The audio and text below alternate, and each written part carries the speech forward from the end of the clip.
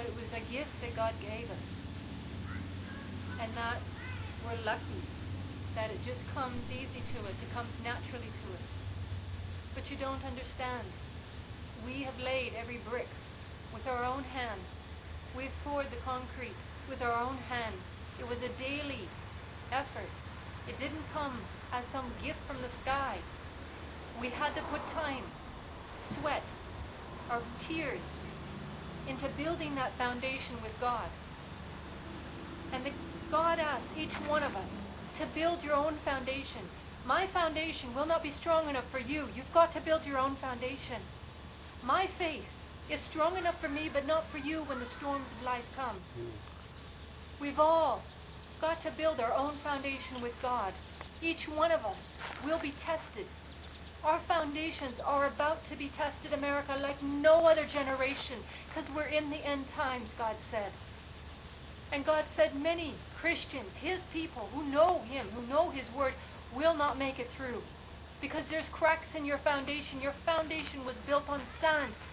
It was built on faulty beginnings, on someone else. It was not built with your own hands and your own sweat, and spent the time and the labor and broken your own back to get to know this God of yours, to make sacrifices so that you could have intimate time alone with God. So many Christians will spend hours talking on the phone with their friends, but they won't spend hours talking with God. They spend 15 minutes with God. And then they call you and they say, what did God tell you? Because they don't want to do their own homework. But soon, none of us will be able to do anybody else's homework but our own. God is going to be grading each one of us. And I'm telling you, either get an A or an F. Soon we will be divided. If you get a C, God said, I'll spit you out. Lukewarm, the middle grade, will not make it through what is about to happen. God is looking for A student Christians.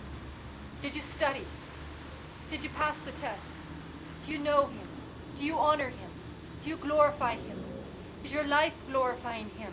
Or are you still living for yourself, calling yourself a Christian? Because I'm telling you, God told us get out of the boat. He told us, go out there and spread the gospel. If you're not doing it, then you're not serving God. So don't call yourself a Christian. Because every Christian is told to get out of the boat. Go out there, preach the gospel, heal the sick, cast out demons. If you're not doing that, don't call yourself a Christian. That title is reserved for those who enact what Jesus did, who go out and spread love, who go out and feed the hungry, who go out and take care of the orphans and the widows. If you're not doing that, don't call yourself a Christian, because we are a group of people that are supposed to be mirroring what Jesus did. So if you're not looking like a reflection of Jesus to others, don't call yourself a Christian, because you're making the rest of the Christians look bad. There's so many lazy Christians out there that don't know the Word of God, that don't know Jesus, that aren't serving Him, that are serving themselves in secular jobs and doing secular things with their money. They're not tithing into God's kingdom. And we wonder why this nation is being taken away by atheists, by everyone who doesn't know God. It's because the Christians are sleeping, and I blame the pastors and the priests at the pulpit, because they are sleeping and they're letting their flock sleep. We have a responsibility. It is the greatest responsibility of anybody in the world. It is greater than the president, because we have greater authority and power than the president himself. We are taught that our words have power, that we have been given authority by God Himself to raise the dead, to do what Jesus has called us to do. And yet how many of us are doing it? I have met no one that I know that can raise the dead. I have met no one that heals all the sick. I have met no one that can come up against any demon and cast him out just like that, and they flee. They flee when they see you coming, because they see Jesus in you and they say, I can't deal with Jesus. People, if the devil isn't afraid of you, if he can't see Jesus in you, take another look at yourself and say, what have I still got in me that the devil's not afraid of? Because the devil's supposed to flee in the presence of Jesus. And we are supposed to be mirrors of Jesus. And we are supposed to lay down our lives and pick up that cross and serve Him 110%, not 10%, not 50%, 100%. Because I'm telling you, the gates of heaven are narrow. Few will make it through. You know what few is? It's 2 or 3. 2 or 3. Few. And do you know what hell is? The gates of hell are wide. Oh, a lot of people are going to be in hell. It's going to be a party down there.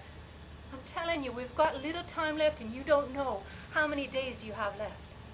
You don't know when the clock is up. You don't know when that car is going to come out of nowhere and hit you. You don't know. Only God knows your time here on earth.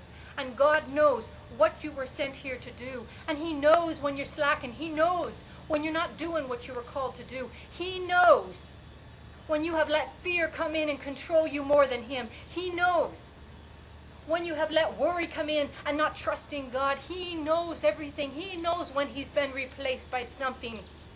You can't fool God. Don't say, I'm scared, but.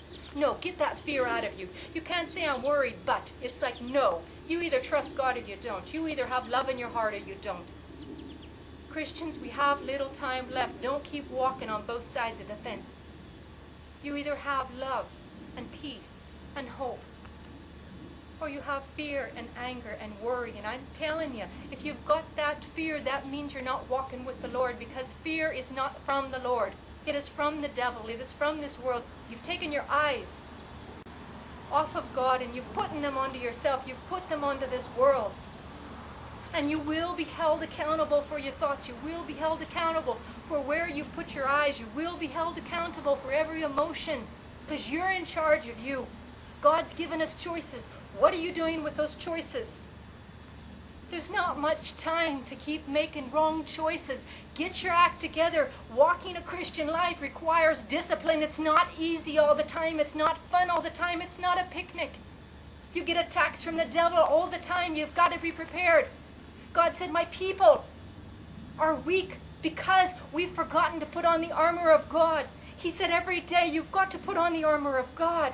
Every minute you've got to be aware you're on the battlefield. It's not a picnic field. It's not a party field. When a soldier goes out there and bombs are going off, you think that soldier is playing a card game.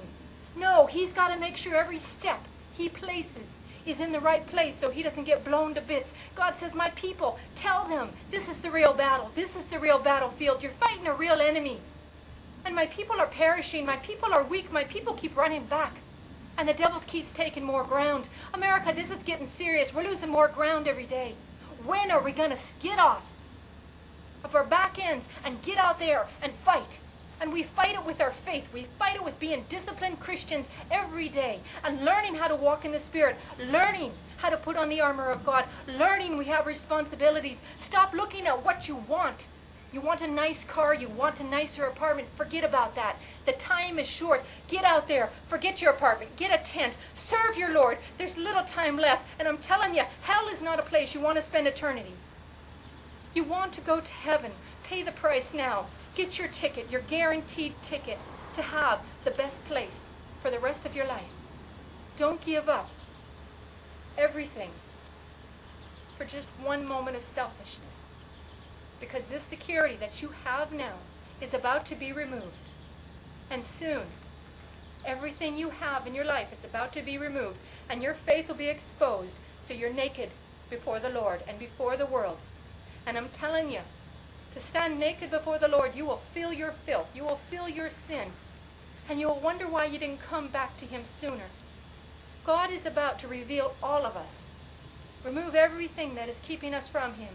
And He's going to say, now, let's see who comes before me and can say, I love you, Father. I served you well. I have passed your test. I have stood the test of time. I have pressed in towards the mark. And I'm not ashamed to come to you in boldness and say, I am your child. And I deserve to come to heaven. Here's my name in your book. People, the choice is yours, but the time is short. Don't forget that. Your fate is in your hands. God bless you.